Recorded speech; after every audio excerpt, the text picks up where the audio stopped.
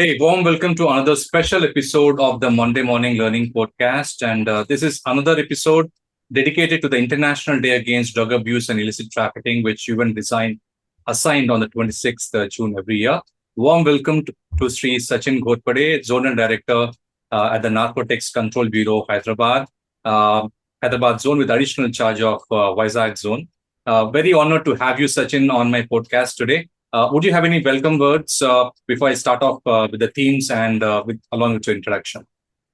Good morning and hello everyone. It's indeed a pleasure moment for me to be addressing you all. And through this medium of yours, I would like to reach more number of people and would like to explain them about the consequences of drug abuse across the world, and also the importance of June 26th, why this particular day is celebrated not only in India but across the world. Why is this celebrated, and many such questions. And I'm sure you will have many such questions from your side. And in the coming podcast, I will try to honestly answer most of your queries. Great.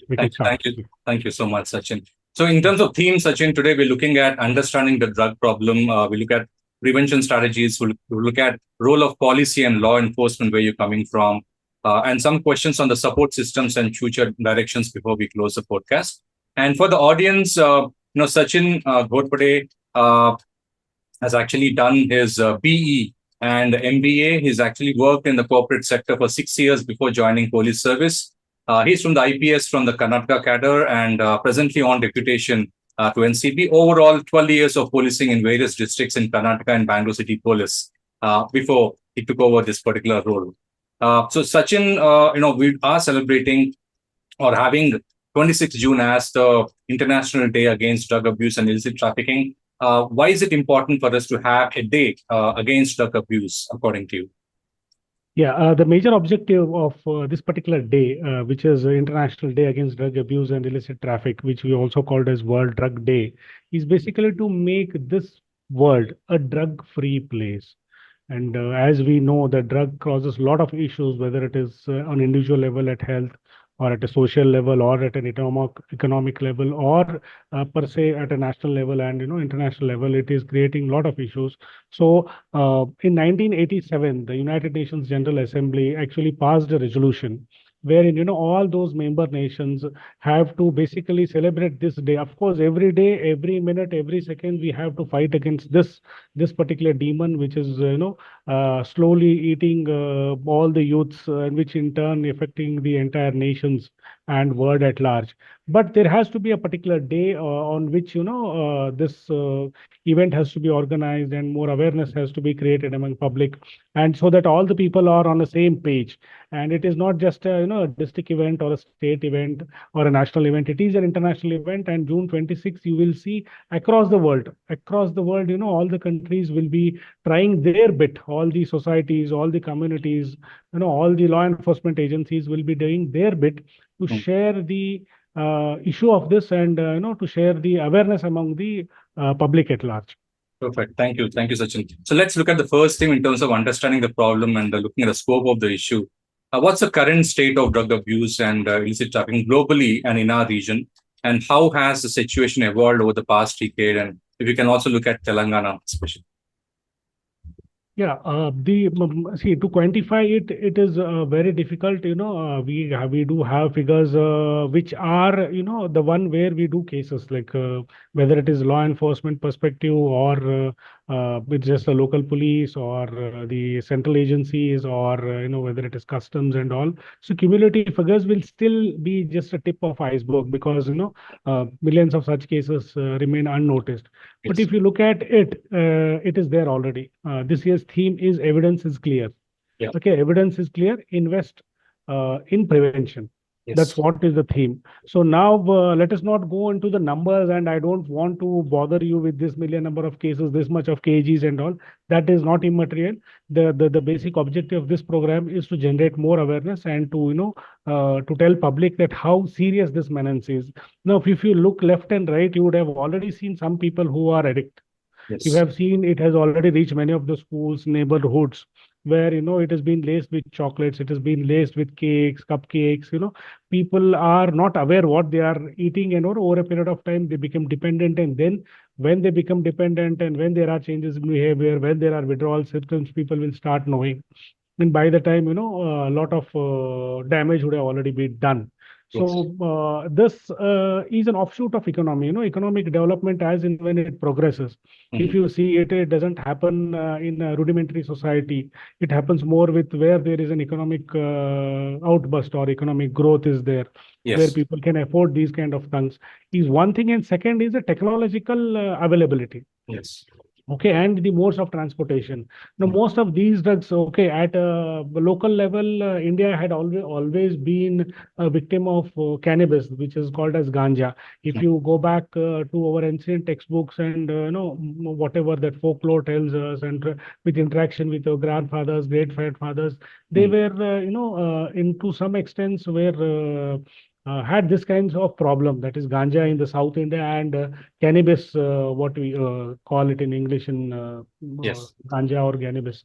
But the same problem was there in northern India, charas, where Yes. afim is grown in the central part of India, northern part of India, northwestern part of India. So the Yes. local drug abuse there was in terms of bhang and afim ki golia and stuff like that Mhm. was consumed and used to they snuff it and put it in chillums and take it. And similarly in south, ganja was prevalent. But now what has happened? This has gone to a next level. Mhm. Okay, there, even though it was there, the availability was not that easy, Mhm. whether this was a FEM or ganja. And second, affordability was the second thing. Right. Availability and affordability were two factors. Now, Mhm. with this globalization and, the beautiful transportation network, communication, technology, everything is available everywhere. We have internet pharmacies, we have Mhm. online markets, dark web, cryptocurrency, which makes it really impossible for us to Yeah. trace the guy who has ordered it online, and it no comes through your couriers, parcels. That in detail, when one on one we go on to the question answer session, we'll come to know what are the challenges that we are facing. So this way, this is an economic offshoot, like people and maybe. We can say this is part of our behavioral evolution. Also, people don't have time to get high. They Yes. want it to be immediately. Yeah. Okay, maybe an alcohol is also one of the abusive substance, but it will take a couple of minutes or couple of hours by the time it activates into your body. But here people want to get immediately stimulated, or alcohol is actually a subsidizer. It subsides your emotions and the stuff. But Mhm. drugs are multiple. It can be enhancing, it can be depressing, it can be multiple, it can be euphoric, it can Yes. be hallucinogenic. See, people would like to want that happiness in that particular point of time without, even being aware of its consequences, how it's going to affect them in long run.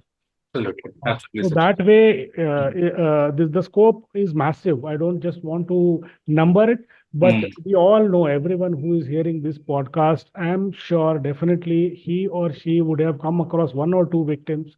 They would have Yes. felt it in their neighborhood. They would have seen in the bars or pubs they have gone. They would have heard about rave parties and whatnot. Yes. So let me not limit it by number, and Sure. maybe one-on-one we'll take more questions on this. Absolutely. Thank you, sir. So moving on, generating more awareness, let's look at the impact on the society. Can you discuss the social, economic, health impacts of drug abuse, Sachin? Yeah, see, the biggest advantage as on today for India is our youth. We have the youngest workforce. That's what we boost to the entire world, Yes. saying that we have the best workforce, the youngest workforce compared to Western countries or even Eastern countries like Japan, which are the advanced G7s and all. You see the workforce there is shortening. The number is getting smaller and smaller, and we have one of the youngest population. Yes. And with this young population and economic things, these problems are also going to come. Sure. Okay, the scope here is really wide, and its impact is really more. Mhm. Now, for a country like India, and where the highest number of young population is there, and when you drill down to a particular individual, then the cost of this is it starts with his personal health. Because he might, it usually happens whenever you are into some kind of abuse or you want to try something. It usually sort of let us try it. Yaar, ek maar lenge kya hoga? You just for this, for the sake of trying it out and for the sake of experimenting it, people will start. Yes. And then with that one start, they get involved into it, and it gives them some kind of feel good factor. Now, anything, whatever we do, for example, now I'm a disciplined person. Every day morning, I get up early, I go for my jog, and whatever is my morning routine, I do it. Now, why do I do it? If I have to question myself, why do I do it? It is not that somebody has told me to do it, or it is not that somebody is being paid to do it. I do it because I feel good. Now, you are doing this particular thing because you feel good. So this feel good is there in everybody's mind. And what feel good is basically happiness. Everybody wants to be happy. Whatever that you are doing is actually end of the day giving you some or other kind of happiness. Now, these drugs are also giving you that happiness. Now, what happens when you do a painting, which is your hobby, or you listen to music, or you read some good book, or for that matter, you go play a basketball or cricket, whatever stuff it might be. You go. Sometimes it can be as simple as walking with your spouse, you take a stroll and you talk. It gives you a feel good factor. Now, what is happening by sitting somewhere in your room or some corner of the world? You are still getting that feel good. You are experiencing that happiness through these drugs. Now, basically, this alters your metabolism or your mental thought in such a way, or your bodily changes are in such a way that it gives you that kind of feeling when you actually experience happiness. See, after taking a stroll or after playing a squash game, whatever happiness you feel after taking particular pill or having a particular puff. Yes. So people this is an easier way. And, by all means, human beings are lazy, and whichever is the easiest, they always try to take the easiest way. Yes. And end of the day, you have to be happy by being in a 4x4 room in front of your computer. You're ordering some substance. It is coming there at your doorstep and you're having it or having the fun. But the question here is how it's going to affect your health. Now, over a period of time, say it is started with 1 millimeter or 1 milligram of substance that gives you a particular quantum of happiness. Let us say quantum of happiness is like 2 minutes or 3 minutes. Now, over a period of time, it starts increasing. Your tolerance level starts increasing. The same way how your alcohol starts. Initially with 30 ml you get the kick, and then you go to 60 ml, and then a quarter, and even a bottle also doesn't affect you. Same, Yes. because body is made out of chemicals and water. Yes. Okay, as long as the natural substance doesn't come it in that way. When you do a particular activity, you cannot, if you feel happy by playing cricket, you will not play it for 24 hours. Yes. Okay, there are other inhibitors which will bring that happiness down. Yeah. You go for a stroll. Stroll can be for 10 minutes. You cannot take a stroll for 6 hours. Yes. Because the other fatigue comes in. But here, when you do particular substance abuse, it doesn't stop. It overpowers all your inhibitory mechanisms. Yes. Then you are challenging the entire body. Your body is made up of particular system, whether it is digestive system or circulatory system. Say, I'm not a doctor. There are many systems, neurological system, behavioral system, whatever, etc., etc. Yeah. Everything gets disturbed. And as in when the time passes up, the quantum of intake starts becoming more and more, and you start getting absorbed into that particular. And once you come to know, or when this also at health level, it starts having your complications. Okay, it will affect your kidney, your heart, your lung, based on the type of the drug that you are taking. Particular drug has a particular effect. Now, when these things starts coming up, it will also have an impact on your behavioral patterns. You don't want to go out. Yeah. You want to be all alone. You don't want to get disturbed. You feel that you are euphoric. You are having all the fun, and you get, you cut away from your society, your links with your parents or with colleagues, school, college. Then you start stop going out and all. So this again creates a lot of problem. Again, you start taking more abuse, and then there is a point when your health system collapses. You say it cannot take. Then by the time when the actual intervention at a doctor's level or a psychologist level comes, then the problem is already bigger. Yeah. Now, what we spoke about is about an individual. Now assume this is a guy who is a teenage guy or a working guy or a girl or somebody in your family. That entire family get disturbed. The Yes. parents, okay, the great grandparents and all those in that particular friends, even in that family, and even those friends also start, where is this guy? So now you are part of society, whether you are a IT coder or you are a librarian, or for that matter, he might be a guy like you who will do a nice podcast which broadcast to people. Now, over Yeah. a period of time, we start feeling, where is this guy? Arey, we used to get nice podcast every month, every week. Where has he gone? So there's Yes. always the hollowness. There's always this emptiness when you are not present. Mm. So this will start impacting that particular part of the society. And what I'm talking, see it at a very minuscule level, but it happens at a mega level. What Yes. I'm talking, it affects the society. Society in turns affects the economy. So Yeah. you were already a economic. Yeah, you also had some contribution towards the society. So all these things at large. Yeah. And what we are talking is, uh, say this is I'm very sorry to say, a small 10 grams of a particular drug, I don't want to name that particular drug, can keep 20 people engaged for almost a day. And we are talking about thousands of kgs, tons of such kgs of materials being dumped into India, and from here it is going to various places. The scale is massive. Yes. The place like Hyderabad only, I don't know how many thousands or hundreds of thousands of people addicted. And of course, this will have a huge impact on the society. And Yes. society is what? Society is all about all of us part of supporting each other and moving ahead. And this in terms will have see, all these are abstract concepts. We take society, you take economy, you take nation. What is it? It is Yeah. end of the day made of people. When Yeah. people are no more, then what are we talking about? Absolutely. When that particular chain is see, this is like a cycle. I believe this is like a cycle, and cycle runs on the chain, and chain connects to two wheels. Yeah. Even if one chain in that entire cycle chain, even if the one link is broken, the cycle doesn't move. Absolutely. So that way, the impact, to be specific or to be precise with numbers, I don't have those numbers, but the scale is massive. And this is being happening not just more with boys or more with girls. It is across, and this abuse doesn't treat anyone. This is equally being across all the places. To come to place like Hyderabad, whether it is Hyderabad, Mumbai, or Bangalore, Pune, all these places have younger youth.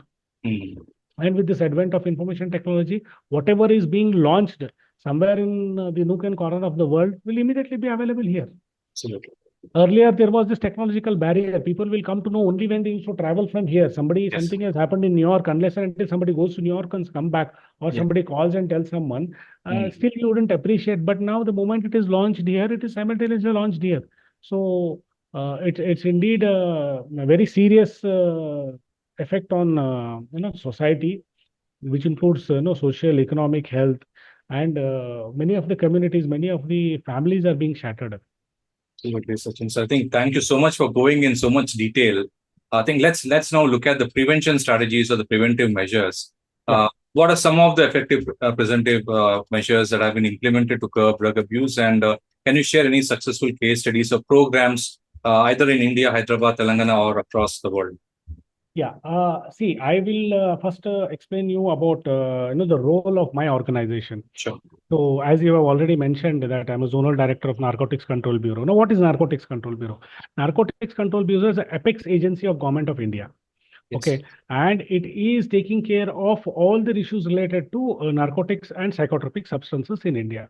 Yeah. We are not only law enforcement agents. Of course, the basic objective of our organization is effective implementation of NDPS Act, that is Narcotic Narcotic Drugs and Psychotropic Substances Act. Okay, under which there are stringent provisions.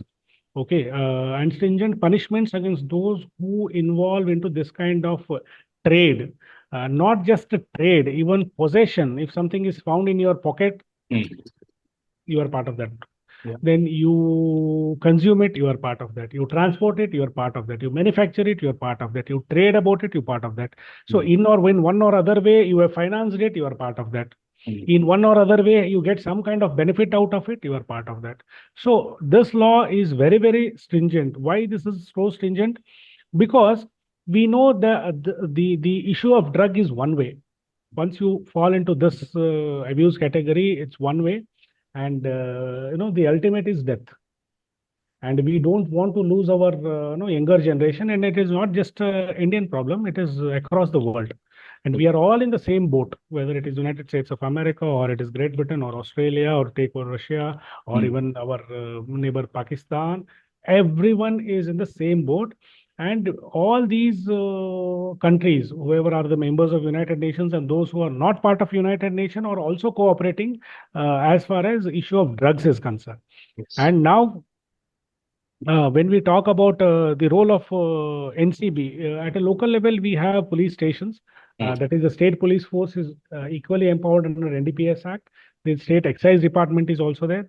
Then at the state level, and the central level, we have customs department, where ports, airports, any import export which happens has to be certified by the customs. Then we have got DRI, which is also part of customs only. And there are many such central agencies and state agencies which are involved in prevention of this particular issue. Sure. But the role of NCB is at apex level. So it is directly under Ministry of Home Affairs, and our role is be in tandem or be in connection with all these agencies and dissipate them with the latest information, with the latest technology, with the latest laws, and if they are facing anything, we'll take up with the center. And then, since this is not just a issue isolated only to one part of the country or just to India, it is pan. So NCB is an organization which is there in touch with all other agencies, including Interpol, including UN. There is something called INCB, that is International NCB, and individual at level, be with the Drug Enforcement Agency of USA or that Australian agencies. All agencies we are one on, that is multilateral also we are in touch, and bilateral also we have agreements. So NCB is the organization. Other than law enforcement, our second major role is demand reduction. Right. One side is demand. Demand is how? Demand is illicit demand. It is not illicit demand, it is illicit demand. People are bringing things here, illegally they are sending, and illegally people are consuming. And end of the day, it is affecting my nation, my state, my city, and my public and my people at large. So the primary mandate is to fight this through the tools of NDPS Act. Now, how are we going to reduce this demand? Now, this particular event that we are talking, I'm very thankful to you for hosting me on this particular podcast, is one of such initiative to reduce the demand. Now, there are people who are selling illegally, who are advertising about this thing, that this is good, you have it, you will have fun. But role of me and you is to fight against this misinformation which is being told to our gullible public. Yes. Those who are going to be the future victims, that no, this is not the right way. And if you go against this way, you will not come back. Absolutely. And it has not only repercussions, excuse me, I would also like to have my chai when I talk. Sure, please go ahead. Yeah, this is, as I was talking, this is a one-way street. And we are making people, public, everyone aware of the effects and also legal consequences. Yes. As I told you, consuming this, you are liable to be sent to jail. Okay. And when you are consuming, of course, you are procuring it. Procurement is also liable to be jailed. Now, you are keeping it some in your pocket in your house. That also is illegal. Right. Now, the punishment of quantum depends on the quantity that you procured. But the minimum punishment starts from 3 years and maximum is 20 years.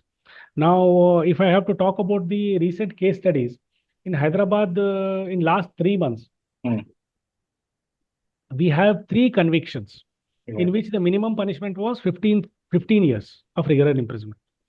And this is the only act which is so stringent. The minimum punishment here is almost 15 years when the quantity is commercial. Commercial is when the quantity is large. We have, we per se, the central government has per se, divided it into small quantity, medium quantity, and commercial quantity. Anything which is commercial will be impacting huge number of people, thousands and millions at stake. And when such seizure happens, then courts are very, very stringent.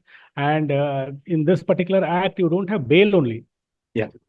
Okay, so in other cases, there is a bail. Now, those people who want to try this out, it is not just the health or social effects. You also have to look at your career. So once you are arrested in NDPS, then hardly you could get bail.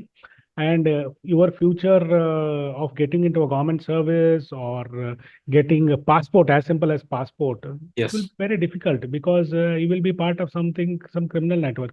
And no country would want to, host a guy who is already been arrested under such a stringent provision. absolutely.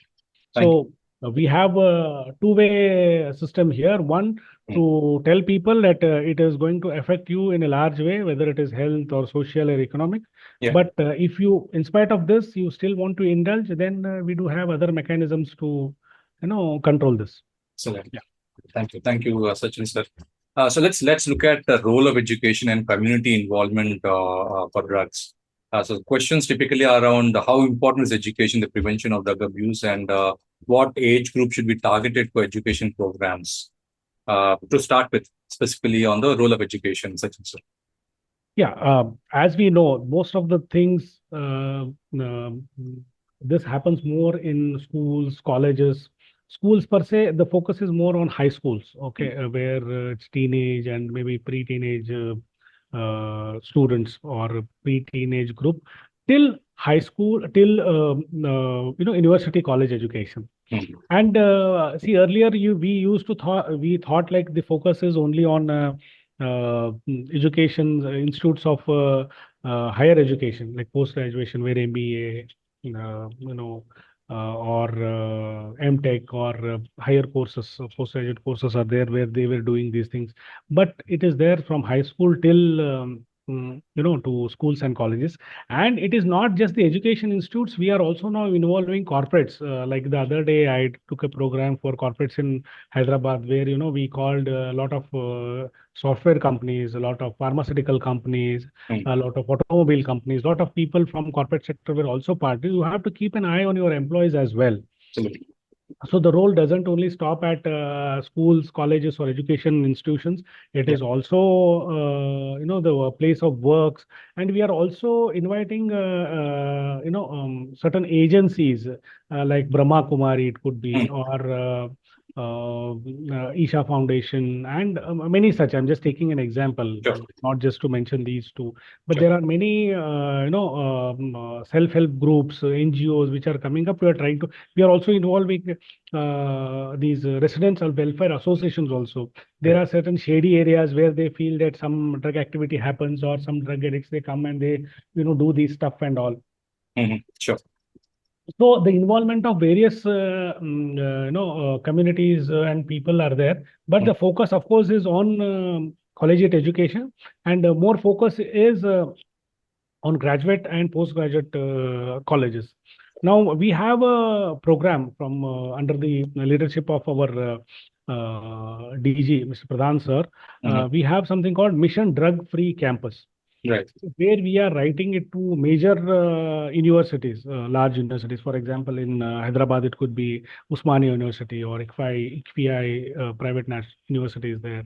Then we have ISB. There are many IITs also there. So we have written to all such agencies to make your campuses as drug free. Yep. The mission is Mission Drug Free Campus. Under this aegis, what we want them to do is to it is not just like 26th June is our drug awareness day, and from 12 to 26 we will make massive campaigns and then we forget till next year. It's not like that. Yeah. It has to be sustainable. It has to be continuous.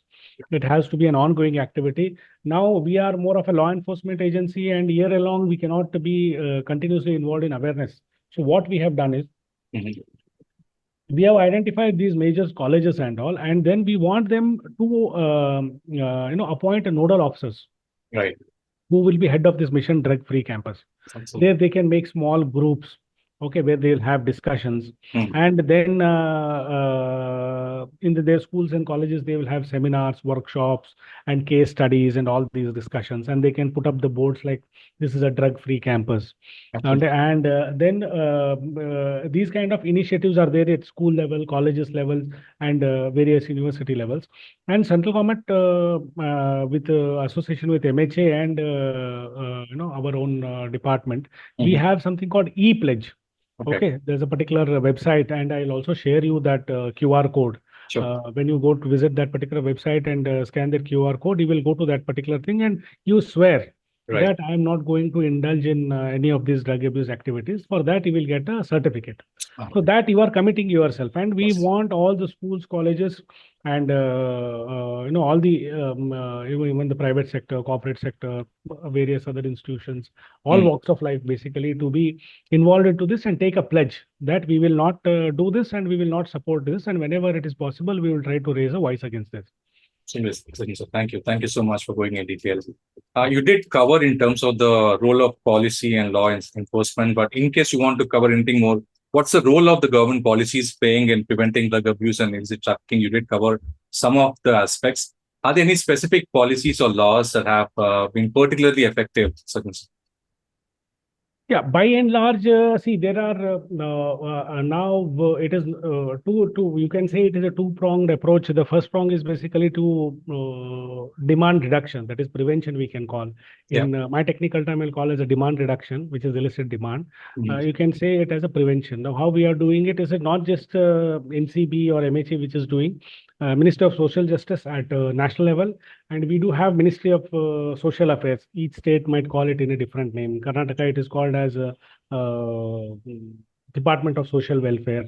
I don't know what is it called here in Telangana. So these all ministries are also involved, and then collegiate education. Then it is also the mandate of the education department to educate all the schools and colleges, and in their textbooks and in their curriculum, this has to be brought. All these things are there. Then we, as I said, at the highest level, I would like to say that NCB has come up with a particular policy and particular program called NCORD, National Coordination Meeting, in which Honorable Home Minister and sometimes even the Prime Minister chairs the meeting. And all other state chief ministers and chief secretaries are part of that. Right. Just reiterate that it is the agenda number one in the central government's major issues to be tackled, because they know that if it is not nailed at its budding evolution, it's going to create a havoc. It's going to create major issues, and we at this stage of economic evolution cannot afford to have that kind of drastic impact. The amount of havoc it is creating, say, in the United Nations or that matter in Western Europe or Australia is tremendous. We have a number of people who are addicted to it, and the way it is affecting to them is tremendous. That massive scale we cannot even imagine, and if it happens to us, then we don't have that kind of wherewithal to fight it. So better at this time itself, we are giving all our might, especially the central government is very, very proactive in this case. The central home minister, the union home minister, so far has taken 3 to 4 NCORD meetings with states, which shows that it is a priority number one in his list of things to do. And when it comes to state levels, we have state NCORD meetings, which is coordination meetings, where chief secretary or the CM himself take the meeting, in which all other secretaries of various departments are part of that. This is basically, it is not just the case of law enforcement. कोई drug मिल गया, कोई scissor हो गया, किसी को arrest कर दिया, फेंक दिया. It is not like that. Now it is the role and responsibility each and every department. Absolutely. Whether it is collegiate education, whether it is transport department, whether it is a department of libraries, everyone has to pitch in, and they have to contribute how they are going to do it. Absolutely. So that way, for this preventive strategies, NCORD is one thing, and then we also, as I mentioned to you, that the role of NCB is basically a major support system, a coordination group among all. So what is happening? Karnataka has its own list of drug abuse offenders. There are certain narcotic gangs which are running out within their own reach. Hyderabad will have, Delhi will have, Northeast will have, Jammu Kashmir will have, Kerala will have. Now, we don't have a central database of this data. So what we did, NCB last year, we have created a database called Nidhan. Nidhan is basically narco offenders drug database. Right. Now with a particular name, if some XYZ name is searched, then you will come to know the history of that person, how many times he was arrested, Right. Okay, what was he into? Now, by Right. that way, he will come to know, okay, this guy deals with cocaine, this guy deals with this particular drug, or this guy deals with cannabis, this thing, this is his modus operandi. So what used to happen? The information flow was a barrier. Yeah. Now we have made sure once you arrest someone, take his fingerprint, he will come to know. You take his details, you find it out. Now, how will you know that this guy is arrested somewhere in Jammu Kashmir? He will not tell you. Yes. Yeah, now you just take his thumbprint, you take his photographs, you take his name or whatever Aadhaar ID, whatever it is, you please search. So Mm. that way, behind the scenes, we are working in a lot of ways, So to reinforce our commitment and to also support the state law enforcement agencies and state governments at large. great, Sachin, sir. Thank you. Thank you so much. Coming to the challenges part of it, especially in the law and enforcement, sorry. Yeah. What kind of challenges do the agencies face in combating drugs, and how can these challenges be addressed according to you, Sachin? Yeah, see, the challenges are tremendous because none of these things are openly done, as we are all aware. Right. These are done anonymously somewhere in nook and corner. And Mm. now the biggest challenge for us is internet. Right. And the basic premises of internet on which it runs is anonymity. Mm. Nobody knows who is sitting where. Nobody knows the identity. And now with this onion browsers and dark web and deep web, the layers are becoming difficult and difficult. And the kind of technology what we have and the kind of workforce we have, see, we need to be guy who is a soldier on the street. We cannot have a technological geek sitting here and doing Yeah. both. So Yes. now it has become a big challenge that every day we have to be up to date with the technology, and we Yes. also have to be smart on the street, and we have to be equally competent to prove this in the court of law. The Absolutely. problem is you can catch, you know how things work, you arrest him, but when it goes to the court of law, you have to prove beyond all the reasonable doubt. Until then, no, things won't work out. So, Absolutely. but the challenge is tremendous, whether it is technology, cryptocurrency, anonymity. And then, what is happening now? People are sitting at their houses with this COVID, post-COVID, and during COVID, one of the bad thing, most of the places, things evolved, new things happened. But during COVID, the only business which flourished was drug trade. Now, Yeah. people came to know that in the comfort of your air conditioned room, sitting at your home, you can order certain drugs, and that will come in certain hidden packages. With Mm.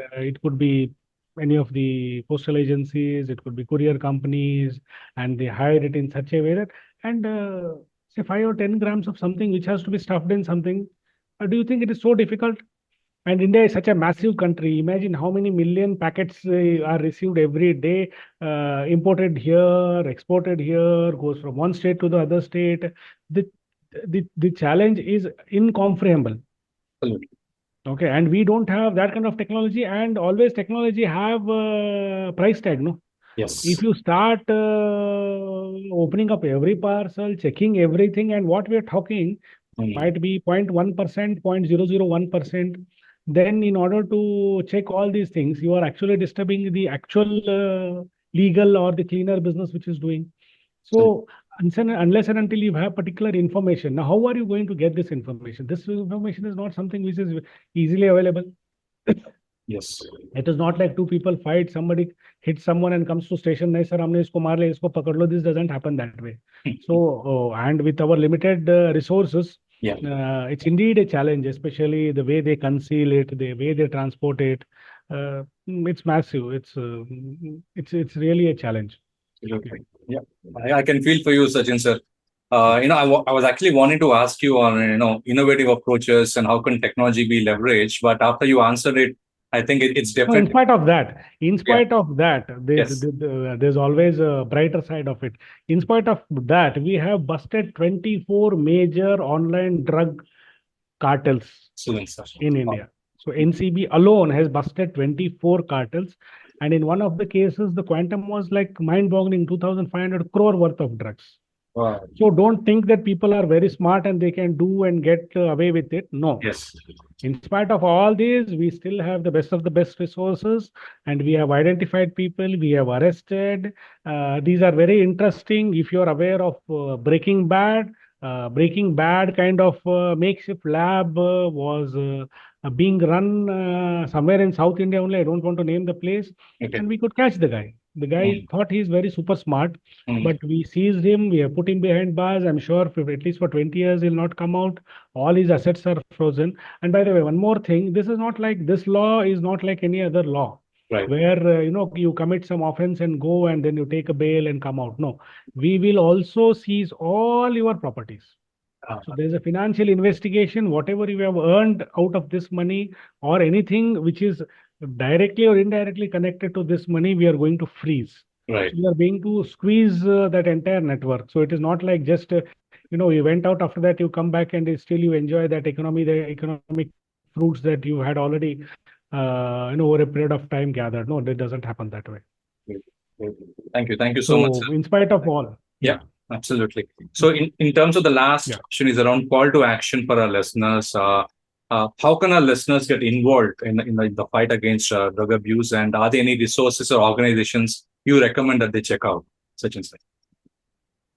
Yeah, you can. The first and foremost is kindly visit our website, Narcotics Control Bureau. Then our e-pledge website also, where you come and understand what it is. And the most important thing I would like to tell to our viewers or those who are interested, who are listening to all, especially the younger crowd, don't take shortcuts in life. Shortcut will always end your life into short. Okay, there is no shortcut for success. And keep yourself busy in every day. Okay, plan your days. Okay, when you sit idle, when you don't have anything to do, they say no, the empty mind is devil's workshop. That's absolutely true. Yeah. And to find these small happinesses, whether you want to go for a play, you want to do a painting, play a chess game, you want to go out on a stroll, talk to your friends, please come out of your cozy bedrooms, your rooms, talk to people, enjoy, see the nature, enjoy the beauty of the world, rather than sitting and trying to explore your mind through some kind of episode drug. So that the problem there is, it is a one-way street. You go that way, you will never come back. The harm that you do on yourself is one thing. The harm that you do to your own parents, your own brothers and sisters, and the society, your friends, your colleagues, your teachers, you have a role and responsibility to play in this world. See, I'm a big fan of one particular book called Ikigai, which is very famous. I think most of us would have read it. In that, what is Ikigai? Ikigai is basically a purpose of life, who you are and what is your contribution to this society.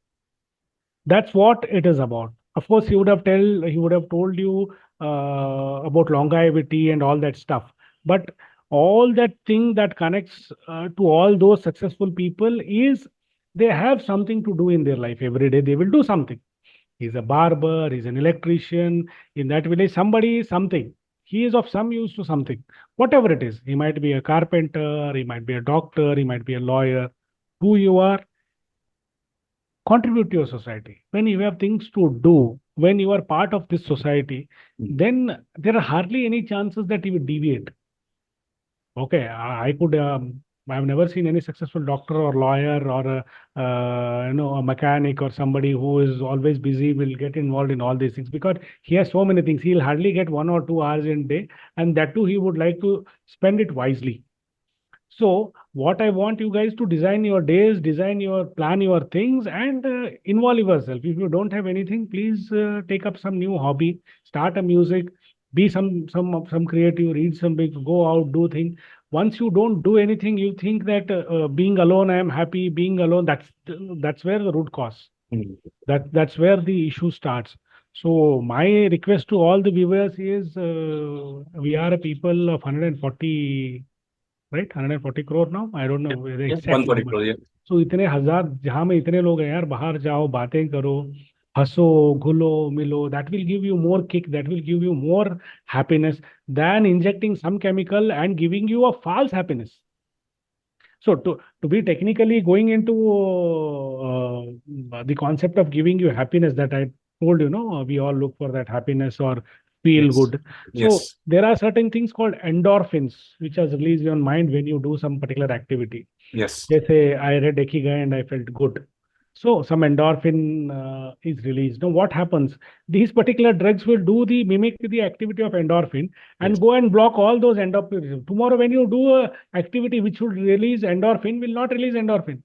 Then imagine your life is gone. You cannot be the normal person, because the small activity which gives happiness to a normal person will not give you that activity. Then you are, that's what it is called, substance abuse or substance dependent. Then your life is totally gone. We have, see, everyone teaches us that education is the biggest tool. Why is it given? To make you independent. Now you want to be dependent on some drug abuse. Should you be doing that? That you have to ask yourself. You have to ask yourself, be your parents, be the society, be the college, school, everything is making you to be independent. Okay. To not to be dependent on anyone or anybody for that matter. Anywhere in the world, you should be able to lead a life. I think that's what is the purpose of education, as far as I know. Maybe I might be wrong at times, but that's what has been taught to all of us, being independent. But when you want to be dependent on certain kind of abuse, and only when that particular substance comes, I am awake and after that I'll be dead, then what is that we are doing? Let us not do all those things, and let us focus on the positive aspects of life. Life is very beautiful. Try to do things which give you small happiness. So be happy, and that's all. Thank you. Great, sir. Thank you. Thank you so much, Sachin, sir. Thank I think as a summary, I think you started off giving a very good introduction of NCB. You looked at understanding the problem of drug abuse. We looked at prevention strategies. We looked at role of policy and law enforcement. You gave a detailed view of the support systems and future directions as well, Sachin, sir. I think as a common citizen and on behalf of all the listeners, I would like to thank NCB and especially you, Sachin, sir, for the kind of work you're doing. We don't get too many opportunities to come in front and thank, but you guys are doing fantastic work. And thank you so much, sir, for taking so much time. And I'll release this particular podcast on the 26th, maybe a day before, so that people can actually be more aware of the problem and the solution as well. Second, sir, thank you so much today. Thank you. Thank you for giving us an opportunity. And I hope that your and my discussion about these things reaches the right people, and they take a right action on it. Thank you. Please, thank you. Thank you.